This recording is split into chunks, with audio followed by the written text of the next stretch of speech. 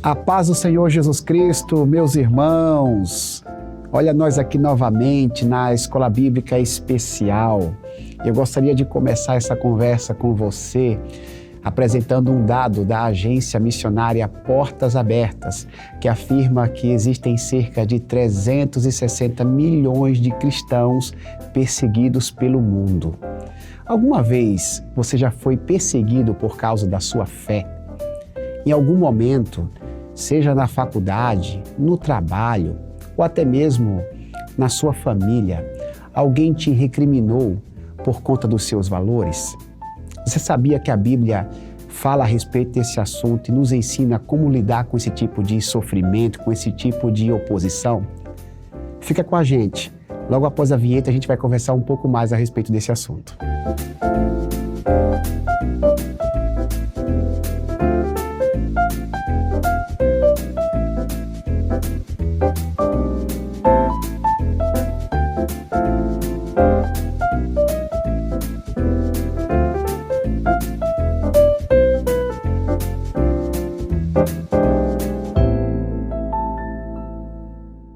Voltamos, meus irmãos, com muita alegria, servindo ao Senhor Jesus, explorando as suas sagradas escrituras na nossa Escola Bíblica Especial. Você promessista, você não promessista, sinta-se acolhido, sinta-se abraçado, você é muito bem-vindo. Nosso desafio aqui é refletir a respeito da Palavra de Deus. E nesse trimestre nós estamos estudando a lição Quando a Vida Fica Difícil. Grandes questões sobre a dor e o sofrimento. Certamente você se identifica com esse tema. Quem nunca teve que enfrentar um dissabor nessa vida? E hoje, de maneira específica, a gente vai conversar sobre a lição de número 7, a fidelidade a Deus e o sofrimento. Nas lições anteriores, falamos bastante a respeito da teologia bíblica do sofrimento, as razões pelas quais sofremos. Existem muitas razões e hoje, na lição bíblica, nós estaremos conversando sobre o sofrimento por causa da fé. O próprio Jesus foi muito transparente quando nos convidou a segui-lo, que nós teríamos que estar dispostos a enfrentar a oposição.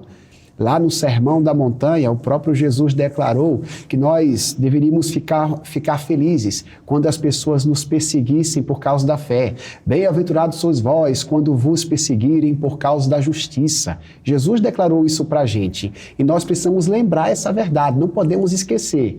Viver para Deus nem sempre vai nos trazer benesses. Precisamos estar preparados para enfrentar as dificuldades da vida com Deus.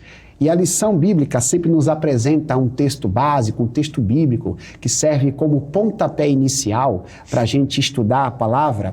E hoje, de maneira específica, tem o texto de Filipenses, capítulo 1, versículo 29, texto escrito pelo apóstolo Paulo à igreja de Filipos, que nos diz o seguinte: pois vocês receberam o privilégio não apenas de crer em Cristo, mas também de sofrer por Ele. Segundo esse texto do apóstolo Paulo, nós somos privilegiados de crer em Jesus Cristo, mas também é um privilégio quando, por causa desta crença, nós sofremos algum tipo de situação adversa. E para a gente pensar a respeito desse assunto, nós temos conosco a pessoa do pastor Júnior Mendes, pastor apresentador deste programa, mas vez ou outra está aqui na cadeira de comentarista, grande amigo, secretário da Convenção Geral das Igrejas Adventistas da Promessa. É um prazer, pastor Mendes, ter você aqui. Me sinto muito à vontade com a sua companhia. Desde já, por gentileza, nos dê o seu primeiro parecer a respeito do estudo de hoje, por favor. Pastor Wilbert, privilégio estar contigo também. É muito bom dividir essa cadeira aí com você, que a gente tem dividido aí nas últimas séries de lições. É um privilégio mesmo, igual tá aqui, ó, receber o privilégio de crer, de sofrer, é um privilégio dividir essa cadeira contigo e hoje é um privilégio estar aqui também, junto com os nossos amigos, irmãos e irmãs que gostam do estudo da Palavra de Deus, na verdade que amam a Palavra de Deus, né? E acompanham aqui a Escola Bíblica Especial. A gente está chegando numa lição que trata do sofrimento sob um ponto de vista um pouco diferente, né? A gente já estudou algumas lições em que o sofrimento faz parte de uma condição humana a partir do pecado, né, da consequência da queda. O sofrimento como algo inerente à condição de caídos. Aqui, nesse texto, nessa lição especificamente, é interessante Paulo usar a ideia de privilégio, né? Privilégio sofrer por Cristo. É bem verdade que isso em nenhum momento aponta que no cristianismo há um prazer no sofrimento, do ponto de vista meio de uma... de masoquismo. De um masoquismo, exatamente. Não é isso, não é nesse sentido, mas é numa compreensão da identificação com Jesus. Então, aquele que se identifica com Jesus inclusive no sofrimento da cruz, inclusive no seu sofrimento. E isso, para os primeiros discípulos, essa é a ideia que está passando na cabeça de Paulo, né? É assim, havia prazer mesmo em participar dos sofrimentos de Cristo, em passar pelo mesmo processo, né? Foi 2 discípulos de Jesus que ouviram, e depois os outros 12 ouviram também ali em Marcos 10, né? Jesus, quando eles pedem, o João e o Tiago, né? Podemos se assentar um à sua direita ou à sua esquerda? E Jesus fala para eles, vocês vão beber o cálice que eu vou beber? Estão preparados para isso? Vão ser batizados no batismo que eu vou ser batizado? E eles, assim, desavisadamente respondem sim, né? Sem mal entender ainda o que estava acontecendo ali com Jesus, o que aconteceria, na verdade, com Jesus. Então, a perspectiva é essa, é beber o cálice, é passar pelo batismo, é enfrentar o sofrimento do ponto de vista cristão. Se Jesus sofreu, outros textos de Paulo, né? Com ele sofremos e também com ele, se com ele sofremos, com ele ressuscitaremos, com ele reinaremos. É a ideia assim de passar pelo que Jesus passou. E isso vai ganhar um termo que para a gente hoje a gente chama de testemunho, né? Que é o martírio, né? A ideia do mártir é a pessoa que sofre pelo Evangelho, que sofre por Jesus. E o termo é o martírio, né? E esse termo marturia, ele vai se tornar para a gente testemunhar. Então, o cristão que realmente testemunha o Evangelho, ele só não fala sobre o Evangelho. Ele vive de tal maneira que ele sofre pelo Evangelho, sofre como Cristo, participa dos sofrimentos de Cristo. E se possível morre, né? E se preciso for, mesmo em face da morte, enfrenta. Verdade. O pastor fez um comentário que é importante assim, a gente reforçar, porque a ideia do sofrimento por Cristo, de fato, não tem a ver com masoquismo. Num dado período da história da igreja, né, houve essa compreensão equivocada, né? De modo que alguns religiosos se autoflagelavam, acreditando que esta era a proposta bíblica para o sofrimento. De maneira nenhuma, pelo contrário. O Evangelho, ele valoriza a nossa integridade física. Porém, o Evangelho, ele nos precavê de que pode ser necessário a nossa carne sofrer. Sim. O próprio Pedro disse, vocês estão sofrendo, mas não sofreram ainda até o sangue. Isso. Ele está sugerindo que é possível que em algum momento haja sangue sendo derramado por causa da palavra. E uma outra questão, pastor, antes da gente se aprofundar um pouco mais, é entender, né, o que é sofrer por Cristo. Quando a gente sofre por Cristo, não é qualquer perseguição que pode ser atribuída ao sofrimento por Cristo. O sofrimento por Cristo é quando a gente sofre por defender os seus valores, por defender a sua palavra, por viver o seu evangelho. Mas uma pessoa que comete um pecado e ela sofre algum tipo de perseguição porque cometeu o pecado, não pode ter essa associação de sofrimento por Cristo, correto? Corretíssimo. A ideia é exatamente essa, quando você sofre pelos valores de Cristo e na mesma perspectiva do sofrimento de Cristo. Por exemplo, para dar um exemplo que eu acho que é bem simples, e isso acontece com muitos cristãos. Cristo, ele é caluniado na cruz. Isso. E ele sofre calado. Ele é ofendido, cuspido. Então ali há uma série de ofensas ao Filho de Deus. E ele vai como uma ovelha para o matador, é o que a gente aprende Perfeito. nas Escrituras. Quantas vezes nós, como cristãos, somos caluniados? E às vezes, por mais que doa, né, dizer isso, né? Mas às vezes até por outros irmãos que nos caluniam. o sofrimento cristão, a atitude cristã diante dessa realidade, qual é o valor de Jesus nessa hora? Como eu reajo diante da calúnia? Devolvendo na mesma moeda? Fazendo tal e qual fizeram contra mim ou contra você? O Evangelho nos ensina a sofrer o dano. O Evangelho nos ensina a orar pelo que nos maltrata, pelo inimigo. O Evangelho nos ensina a lidar com essas pessoas, sejam elas contrárias ao cristianismo, ou sejam elas pretensos irmãos. A gente aprende a lidar com isso de uma outra forma, não com a força do braço, mas com a força e o poder que a gente aprende na cruz. Então, quando nós e isso é sofrimento. Não sei se no seu ministério você já passou por isso, eu já passei. A gente sofre em casa, calado, chora junto com a esposa, quando você percebe que há uma situação em que a pessoa te julga equivocadamente. E a vontade é enfrentar, a vontade é bater de frente, a vontade é dizer umas verdades. É o instinto, né? É o instinto, mas aí você lembra do Evangelho e sofre. E você está sofrendo por Jesus e utilizando os valores de Jesus, né? Tipo Jesus ali com Pedro e Malco, né? Não, põe a orelha do Malco no lugar, de volta. porque não é por aí, Pedro, você não está entendendo. Então assim, quando eu participo do sofrimento de Cristo sobre essa perspectiva, aí sim, agora, eu sou cristão e eu estou cometendo alguns pecados graves. Eu não posso jogar isso na conta de Cristo como, puxa vida, olha o que está acontecendo comigo. Por amor a Cristo. Não, aí consequência de um erro cometido. Exatamente. Né? Então, tem essa diferença. E não de novo, não há prazer no sofrimento. Isso mesmo. Quando a gente sofre, não dá para dizer que eu estou sentindo prazer, mas se é em Cristo, há uma compreensão assim, eu estou enfrentando o que Cristo enfrentou. Há um privilégio em participar do sofrimento de Cristo. E só quem passa por ele é que realmente reconhece esse privilégio. Porque depois que você passa, sobrevive aquilo tudo, sai lá na frente fortalecido, é que você entende o quanto aquele período foi um privilégio de você ter assumido a postura de Jesus, né? O texto base é Filipenses 1, mas Filipenses 2 vai falar... Tentem ter o mesmo sentimento que houve em Cristo Jesus, né? Que, embora sendo Deus, não usou dessa prerrogativa, mas esvaziou-se a si mesmo, assumiu forma humana, condição de escravo e serviu. Esse é o sofrimento mais básico assim, daquele que se diz cristão, é enfrentar esse sofrimento como Cristo enfrentou. Perfeito, pastor. O Evangelho, meus irmãos, ele nos caleja, né?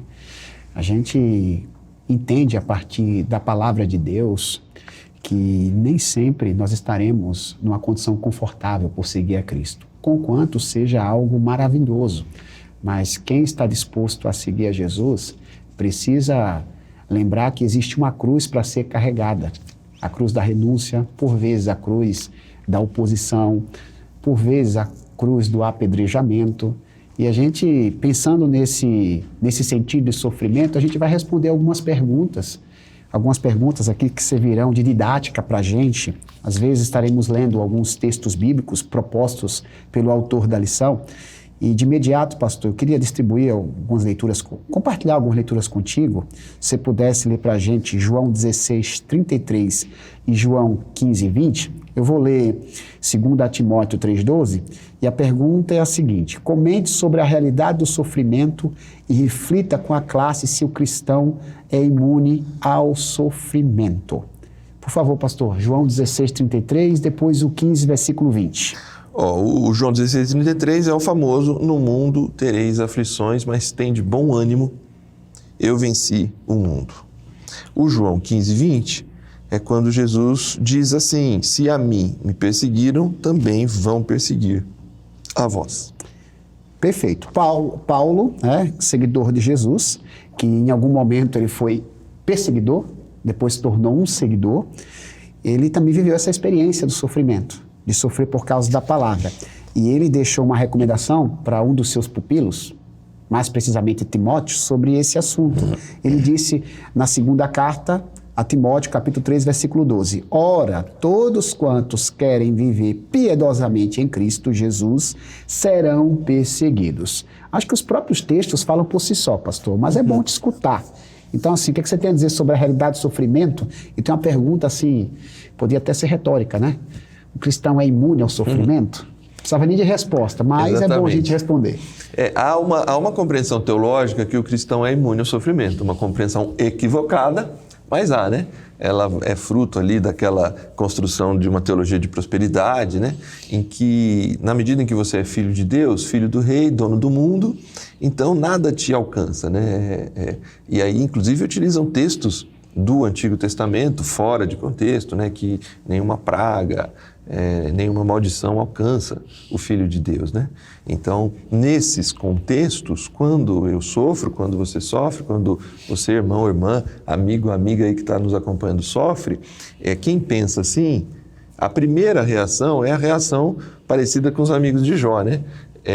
Algo está errado, porque se você está sofrendo... Algum pecado você cometeu. Alguma coisa de errado você fez. Porque Deus não toca em quem é filho dele, isso, né? Mas assim, a compreensão bíblica, uma teologia bíblica responsável e que encontra harmonia no texto sagrado, em todo ele, vai perceber que o cristão, o filho de Deus, o seguidor de Jesus, ele sofre, ele vai enfrentar sofrimentos. Ele vai enfrentar sofrimentos pela condição humana, ele vai enfrentar sofrimentos que envolvem as tragédias que alcançam cidades e famílias, e às vezes, até como Jesus diz em algumas conversas que ele tem com discípulos e outras pessoas, às vezes é assim, você está ali no ambiente da tragédia, não é culpa nem sua, mas você estava ali, e no mundo caído nós estamos expostos ao sofrimento. Então assim, a gente não é imune, mesmo sendo cristão e seguidor de Jesus, essa condição humana e caída nos expõe ao sofrimento. Por outro lado, a condição de cristão também nos expõe ao sofrimento. Porque assumir os valores cristãos, ele vai nos levar à possibilidade ou à condição de enfrentar diversas situações em que esses valores serão confrontados, serão deixados numa situação em que você vai ter que sustentar esses valores e isso gera sofrimento. Das mais diversas formas. Às vezes, nós vivemos num país, a lição fala isso, né? E todos nós sabemos disso, nós vivemos num país e nós temos liberdade religiosa. Às vezes o sofrimento ele é meio oculto, né? meio invisibilizado pela situação ali, mas às vezes numa empresa o sofrimento é a exclusão pela percepção da sua postura, né?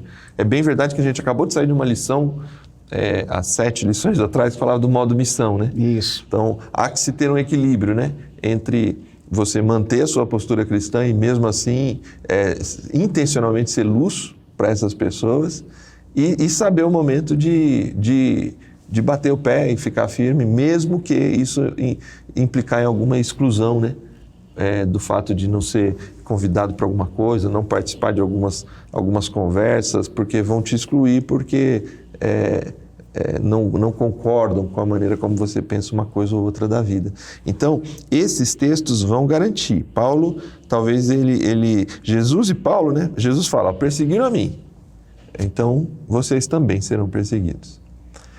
E Paulo vai dizer assim, quem vive piedosamente em Cristo Jesus será perseguido.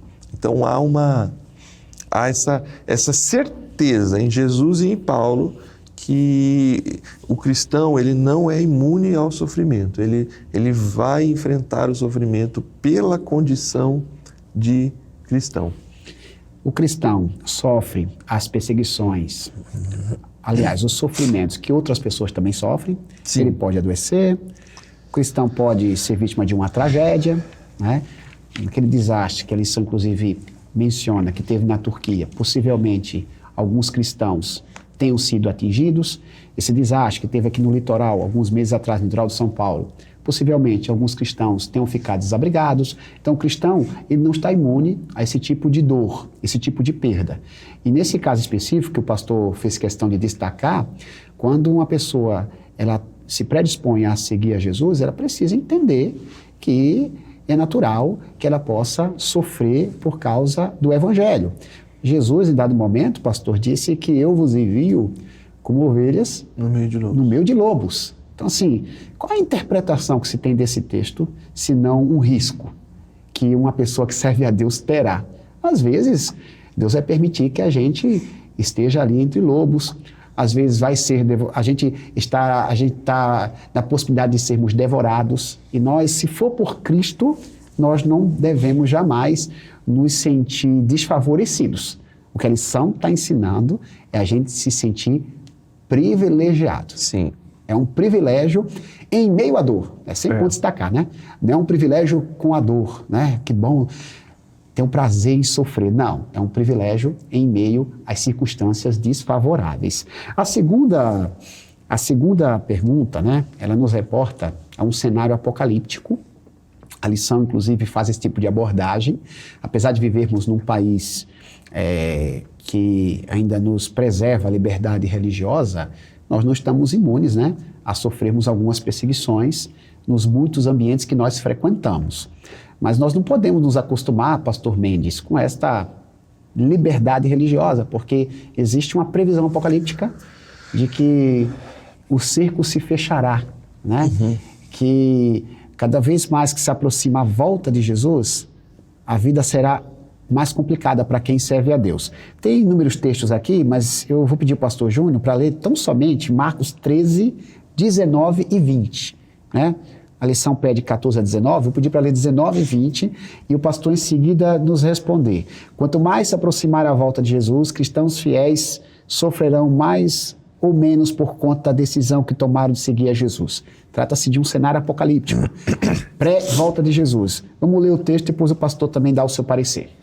Muito bem, o texto de Marcos 13 diz assim: porque aqueles dias, né, serão dias de tribulação, como nunca houve desde que Deus criou o mundo até agora, nem jamais haverá. Se o Senhor não tivesse abreviado tais dias, ninguém sobreviveria, mas por causa dos eleitos, por ele escolhidos, ele os abreviou. Show de bola, pastor. E aí, falando sobre esse cenário final, né? Isso. Jesus Cristo está prestes a voltar. A Bíblia nos aponta algumas situações. Como é que vai ficar a situação do cristão? O cristão brasileiro, sobretudo, deve se acomodar com o que está acontecendo? A liberdade religiosa vai ser assim para sempre? Então, a Bíblia ela nos apresenta esse sinal do ponto de vista do que a gente conhece como grande tribulação, um momento final da história em que nós seremos confrontados de frente diante da nossa fé e sem muita alternativa, né? É aquela expressão que às vezes se usa em alguns contextos, né? É a hora que ou o menino é homem ou ele não encara, né? Não tem espaço para menino num momento como esse. Porque menino chora, papai não vê. Exatamente. Eu costumo dizer que situações terminais, elas requerem ações terminais. Você não pode agir normalmente, dentro de um contexto de liberdade religiosa como a gente está. Resta saber, ou resta uma boa interpretação de como será esse cenário. Esse cenário apresentado nos apocalipses dos evangelhos sinóticos, Mateus, Marcos e Lucas, em Tessalonicenses, Tessalonicenses, quando Paulo fala da chegada do anticristo, em Apocalipse, todos esses textos, um pouco ali de João, das cartas de João, todos esses textos apresentam, eu sei que vai ter uma lição específica sobre o assunto. Próximo trimestre. Mas eles apresentam um cenário de um contexto, de um domínio político-religioso. Essa estrutura, ela vai se assentar no lugar de Deus. Ela vai ocupar o lugar de Deus. Então, assim, é um momento de extrema perseguição. E o cristão, ele vai ter que...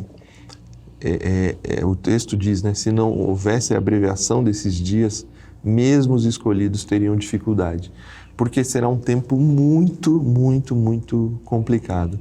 Eu penso que o discernimento cristão nesse momento vai ser muito importante, porque o sofrimento será intenso. ao ponto da morte mesmo. A ideia de testemunho e martírio vai voltar a ter o valor que teve talvez ali para os primeiros séculos diante da perseguição do Império Romano.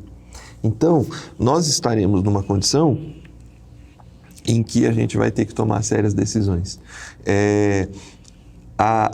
E aí, deixa chegar a lição, né, para a gente estudar bem o tema, mas eu penso que há a importância do discernimento diante dessa situação, para não achar que está do lado certo, estando do lado errado.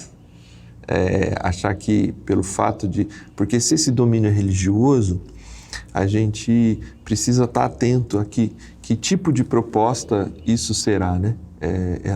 Como isso se apresentará. Porque pode ser sutil. Isso. Não é isso, pastor? Pode ser assim um disfarce, e se as pessoas não estiverem com suas antenas espirituais ligadas, vamos assim usar essa figura de linguagem, elas poderão achar que estão no lugar certo. Isso. Na posição certa, estando na posição errada. Tem uma série, eu não sei em qual plataforma ela está, mas chama O Conto da Aia. É uma série que trata de uma visão totalitarista de um governo que substitui o governo dos Estados Unidos, né? E o nome do país, a partir do domínio desse governo totalitarista religioso, é Gilead, que se dá o nome lá. E a proposta da série é justamente mostrar um domínio de um governo extremamente... que tem uma aparente alta moral, né? Uma limpeza ética no mundo, tentando corrigir o mundo, isto é, trazer o que a gente aprende nesses textos apocalípticos, de trazer a ordem e a paz. A ideia da aparência da piedade, né? Isso. Parece uma coisa boa. Isso. Então, mas aí a série vai ajudando a mostrar como o bastidor disso é sujo, é pecaminoso, é demoníaco, inclusive, da maneira como estão subjugando as pessoas que só podem viver dentro daquela sociedade, dentro daquelas regras, que é a ideia, mais ou menos, do sinal da besta, né? Em que você só vive dentro daquela sociedade para comprar, vender e transitar dentro daquela sociedade a partir de alguns códigos e de algumas coisas que você assume como verdadeiras. Então, estar contra esse sistema será de grande sofrimento. Então, e aí, na continuação do texto aqui... A gente se empolga, a gente vai lá para o Apocalipse mesmo, se aprofunda, né? O Marcos vai dizer, e outros, o Jesus, né, dizendo em Marcos, olha, vão falar que o Cristo está ali. Olha que interessante. Mas não acredite. O Cristo não está ali, o Cristo não está lá. Cristo não é excluído do assunto, né? Então, parece que você tem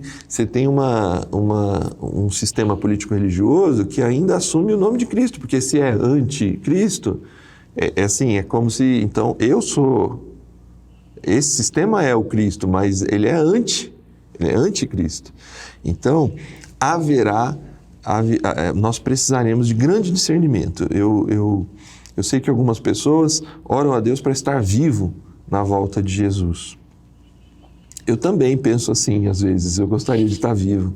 Acho que Paulo também, ele dizia, nós que ficarmos vivos, ele tinha essa impressão e desejo. Mas, por outro lado, não ore só para estar vivo, você que está assistindo a gente, ore para você ter discernimento, para encontrar o lado certo. Porque quando a gente se deixar entregar para um domínio político que vai dizer que estabeleceu a paz, pronto, resolveu o problema do mundo, talvez é a hora mais séria em que a gente vai ter que falar, não resolveu o problema do mundo, porque só Jesus Cristo é a solução para esse mundo. É Ele que vai vir destruir esse governo aqui e estabelecer a ordem e a paz definitiva. Não podemos ser seduzidos por nenhuma ideologia humana, política, que vai encontrar essa solução. Porque é essa solução que vai trazer o maior sofrimento como nunca se viu na face da Terra. Eu imagino, pastor, que a lição de hoje, ela está nos ensinando que tem um sofrimento maior previsto nas palavras proféticas de Jesus, dos apóstolos, até do Apocalipse. Mas assim, nos dias de hoje, a gente também tem nosso sofrimento por causa da fé. Então, se a gente não estiver sendo resistente nas dores que a gente passa hoje por causa do Evangelho, significa que a gente não está passando pela primeira fase. Talvez a fase mais fácil, né? Porque Pedro disse, eu volto a dizer a palavra de Pedro, vocês estão sofrendo, mas não sofreram até o sangue. Sim. Pode ser que em algum momento a gente faça parte desse cenário apocalíptico que o sangue, literalmente, ele tem que ser doado por conta do Evangelho. Pastor, terceira pergunta, eu vou fazer a leitura aqui de Romanos 8, 35 a 39, diz assim, quem nos separará do amor de Cristo? Será tribulação, ou angústia, ou perseguição, ou fome, ou nudez, ou perigo, ou espada? Como está escrito, por amor de ti somos entregues à morte o dia todo. Fomos considerados como ovelhas para o matadouro. Em todas estas coisas, porém, somos mais que vencedores por meio daquele que nos amou. Porque eu estou bem certo que nem a morte, nem a vida, nem os anjos, nem os principados, nem as coisas do presente, nem do porvir, nem os poderes, nem a altura, nem a profundidade, nem qualquer outra criatura poderá nos separar do amor de Deus que está em Cristo Jesus. Que certeza temos que ter em meio ao sofrimento e à perseguição por causa do Evangelho, pastor? Pois é, aqui eu acho interessante um comentário da lição, uma frase do Brennan Manning, no seu livro Evangelho Maltrapilho, que diz que diante do sofrimento a gente tem que focar não no sofrimento em si, mas em Cristo, olhar para Cristo, né? E eu acho que é isso que Paulo faz aqui, né? Porque é nesse texto do somos mais do que vencedores, por meio daquele que nos amou, que vai apresentar as inúmeras possibilidades de sofrimento. E Paulo vai, óbvio que ele não é exaustivo, mas ele é amplo.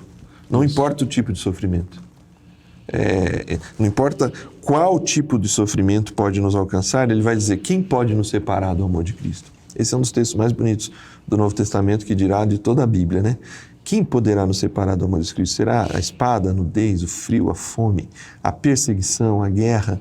Nada poderá nos separar do amor de Deus que está em Cristo Jesus. Então, ele tem essa compreensão, a proposta diante do sofrimento, na perspectiva dessa fidelidade a Deus, é uma perspectiva de olhar para Jesus, mirar em Jesus, aprender com Ele, ser sustentado por Ele, saber que, desse ponto de vista teológico, não necessariamente nós seremos tirados do sofrimento por Ele, mas Ele mesmo estará no sofrimento conosco, Ele mesmo estará ali, nós não estamos sozinhos no sofrimento por Cristo. Essa é a certeza de Paulo, essa é a certeza do cristão, de não estar sozinho. E a morte não separa de Cristo. Nesse sentido, a morte também não será aquilo que poderá separar de Cristo. Ela não tem esse poder, ela não tem esse poder. Tragada foi a morte na vitória, né? Outro texto de Paulo em Coríntios, né? Capítulo 15, primeira carta. Cadê o teu aguilhão? Cadê a tua vitória? Ela foi derrotada pela ressurreição de Jesus. Então, qual a postura diante do sofrimento? Ela é uma postura de focar a mente e o coração em Cristo Jesus. E isso, porque diante do sofrimento, desse ponto de vista, você tem duas escolhas. Uma é a desistência. E desistir dos seus valores, e desistir do próprio Cristo, por não suportar mais o sofrimento. A outra é a racionalização. Você racionaliza e encontra maneiras de viver bem, se afastando desse sofrimento, se amoldando a um sistema para dizer que você pode não necessariamente passar por esse sofrimento. Essas duas possibilidades existem. O que Paulo faz é assim, eu não vou racionalizar, é sofrimento mesmo. Quando Paulo está lá com os presbíteros de Éfeso, em Mileto, e os caras tentando falar, Paulo, não vá, você sabe que vai dar errado essa viagem. Atos 20, né? Isso. Não vai dar certo. E Paulo fala, olha, eu só tenho uma certeza, desde o início do meu ministério, que de cidade em cidade eu ia sofrer. É interessante, né? Essa fala de Paulo. De tudo que ele recebe de missão, a certeza é o sofrimento. A certeza não é a plantação de igrejas, não é a conversão de muita gente. A certeza é que ele vai sofrer pelo Evangelho. Então, assim, ele não racionaliza o seu sofrimento. Ele fala, eu sofro, eu estou preso em cadeias, eu fui deixado sozinho, estou aqui sozinho, ninguém está comigo, Demas me abandonou, Alexandre me abandonou. Ele não racionaliza o sofrimento, mas ele também não desiste. Ele fala assim, eu estou preso, mas o evangelho está solto. E lembra que quando ele se converteu, né, Cristo disse que verás o quanto é necessário padecer pelo meu nome. Lá na estrada de Damasco, Isso. Paulo já entendeu esse negócio de evangelho tem a ver com sofrimento por causa do Filho de Deus, né? Por causa da palavra que se prega, né? Exatamente. Então ele enfrenta isso, ele sempre enfrentou, de cidade em cidade. Quantas vezes a gente tem os relatos em Atos que o circo está pegando fogo na praça da cidade e Paulo quer ir para lá, ele não quer fugir. Uma ou outra vez os discípulos, não, você não vai, conseguem segurar Paulo, né? Mas em outras vezes ele foi expulso de cidades apanhando, foi preso em algumas cidades. Caluniado. Então, assim, há uma certeza nesse processo, há uma postura. E eu acrescentaria aqui, interessante essa postura de Paulo, porque Paulo está sendo perseguido de cidade em cidade. E ele escreve para essas cidades depois. Então, assim, essa certeza de sofrimento, mas o sofrimento, ele não deve, ele é um privilégio e ele não causa um orgulho tal no sentido de ódio pelas pessoas da cidade, porque aí ele perde o sentido da missão, ele perde a capacidade de testemunhar. É bem verdade que a gente é mandado para o meio de lobos. Isso. E em nada essa minha fala retira essa certeza, mas nós fomos enviados. Isso aí. Nós não fomos não enviados. São lobos, não vá. Vá. Esteja lá. Vou sofrer. Vai. Alguns vão se converter, é isso. Importante, você vai estar lá porque alguns vão aceitar. Outros vão zombar. Outros vão perseguir. Outros vão caluniar. Mas qual é o cálculo? Qual é o custo desse discipulado? De seguir a Jesus? Você tem que calcular. Não é assim, eu não posso pegar raiva. Eu não sou Jonas. Não sou o profeta Jonas com raiva de Nínive. Prega o evangelho, mas desejando a morte do evangelizado. Eu não sou o filho mais velho do filho mais novo do pai da parábola de Lucas 15, que fica bravo por causa... Mas eu vou sofrer. E Paulo tinha essa compreensão. Paulo é filho mais velho, ele é judeu. Mas ele tem a compreensão que ele sofre pelo gentio. E o gentio está entrando no reino de Deus. Mas ele sofre na mão de gentio. Mas sofre na mão de judeu também. Sim. E ele não desiste do evangelho. Eu acho que essa postura é importante. Não desistir do evangelho, da pregação do evangelho, e ter a compreensão de mirar o olhar em Cristo. Se o meu Jesus passou por isso, por que eu não poderia passar? Nesse sentido, pastor, a quarta pergunta faz esse questionamento, né? Qual deve ser a postura correta para um servo fiel que sofre perseguição por causa do evangelho? A gente está falando aí sobre o que Jesus disse, né? Que eu vos envio como ovelha no meio dos lobos. Mas em nenhum momento Jesus diz que a gente é enviado para brigar com os lobos.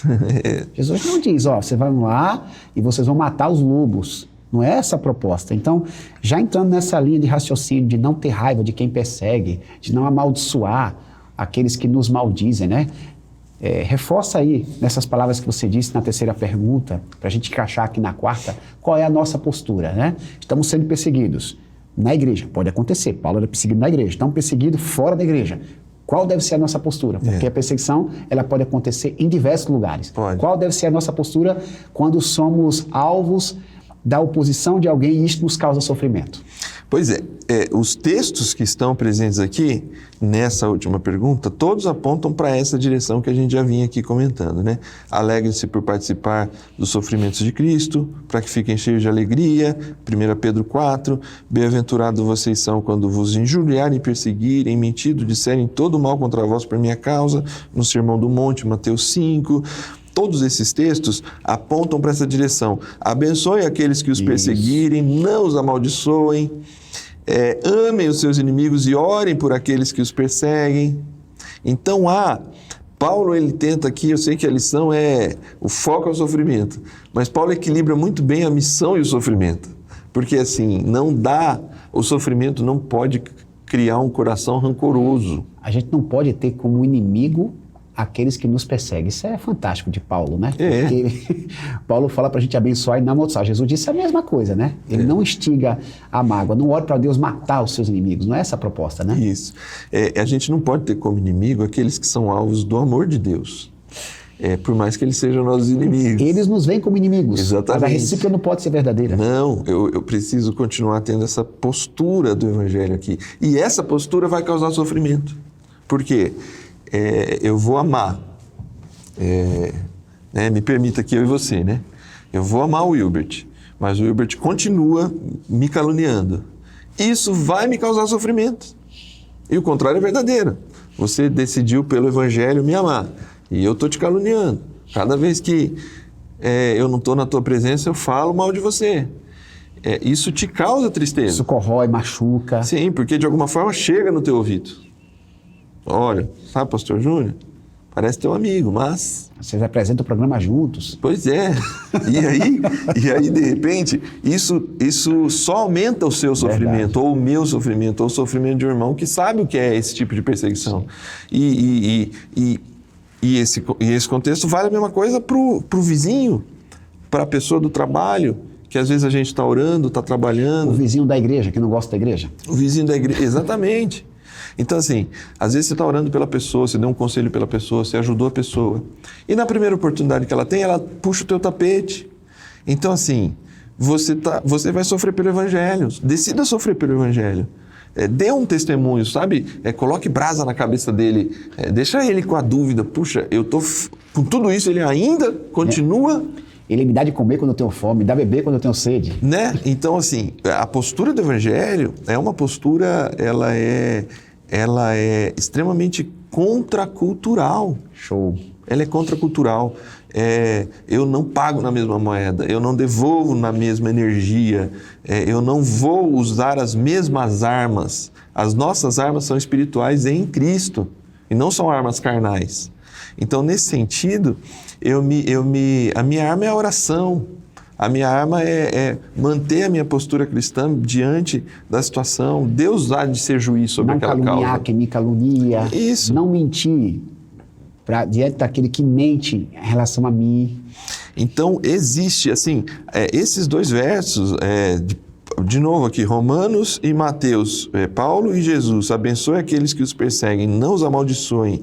E Jesus, em Mateus 5,44, amem os seus inimigos e orem por aqueles que os perseguem, é muito difícil. Não é simples. E aí, a racionalização, você em casa está dizendo assim, lógico que é difícil, porque ele está me fazendo sofrer.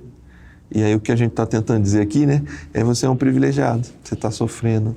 E nessa perspectiva, Jesus diz, né, vocês são felizes quando vos injuriarem e mentindo, disserem todo mal contra vocês. Lembrem-se que perseguiram e mentiram os profetas que foram antes de vocês. Então, assim, é sempre olhar por esse ângulo, né? Então, nós estamos sendo privilegiados, né, quando somos alvos das calúnias, das mentiras, das perseguições dos outros, desde que a gente adote a postura correta. A gente não pode devolver na mesma moeda, usando aí a sua figura de linguagem, né? Eu penso que os últimos 300 ou 400 anos nos afasta dessa ideia de testemunho e martírio, né? Eu penso que enquanto você tem primeiro século, isso é muito presente, segundo século, terceiro século.